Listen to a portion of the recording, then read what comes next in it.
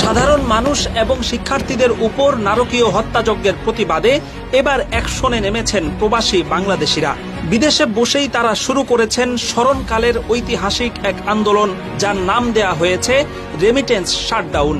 বাংলাদেশের মতো রাষ্ট্রের অন্যতম প্রধান চালিকা শক্তি হচ্ছে প্রবাসীদের পাঠানো এই রেমিটেন্স, যার উপর ভিত্তি করেই সরকার টিকে থাকে। কাজেই কোটা আন্দোলনে নিরীহ মানুষের উপর অবর্ণনীয় নির্যাতনের প্রতিবাদ স্বরূপ প্রবাসীরা রেমিটেন্স বন্ধ করে দেওয়ার ঘোষণা দিয়েছেন। কারণ রেমিটেন্সের মাধ্যমে বৈদেশিক মুদ্রা না এলে সরকারের পক্ষে দেশ চালানোই অসম্ভব হয়ে যাবে। রেমিটেন্স শাটডাউন ক্যাম্পেইনে অংশ নেয়া প্রবাসীরা এক্ষেত্রে শ্রীলঙ্কার উদাহরণ তুলে ধরেছেন। সেখানে রাজাপাকসে পরিবারের দুর্নীতির সীমা ছাড়িয়ে যাওয়ার পর শ্রীলঙ্কান প্রবাসীরা দেশে রেমিটেন্স পাঠানো বন্ধ করে দেন। এর কিছুদিনের মধ্যেই বৈদেশিক বাণিজ্য লেনদেন এবং ঋণ পরিশোধ করতে না পেরে সেখানকার সরকারের পতন ঘটে। পরবর্তীতে নতুন সরকার গঠিত হওয়ার পর সেই প্রবাসীদের পাঠানো রেমিটেন্সেই শ্রীলঙ্কা পুনরায় স্বনির্ভর হয়ে ওঠে।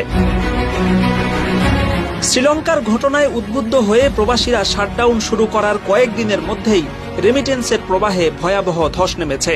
বাংলাদেশ ব্যাংকের পরিসংখ্যান বলছে, চলতি জুলাই মাসের প্রথমার্ধে প্রত্যেক দিন যেখানে প্রায় $8 কোটি রেমিটেন্স এসেছে, সেখানে কোটা আন্দোলন শুরু হওয়ার পর এক সপ্তাহেও